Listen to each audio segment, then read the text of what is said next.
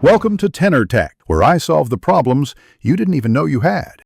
You start by securing power and data. Make sure battery is above 20% and a quick backup exists. Once done, identify your Realme model in Settings About Phone so you know which menu labels to expect. Now perform a force restart. Press and hold the power button for 10 to 15 seconds until the screen goes dark and the Realme logo appears. This clears transient issues and often exits safe mode immediately, so check whether regular apps return after the reboot. If the force restart didn't exit safe mode, use the notification shade. Swipe down and look for a safe mode toggle or message, then tap it to disable. Make sure to review recently installed or updated apps.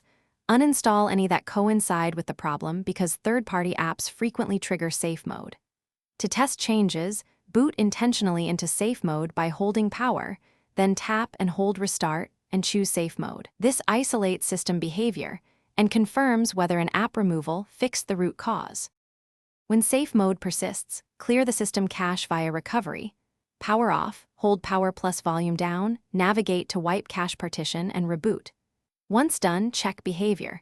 If unresolved, backup data and perform a factory reset from settings system reset.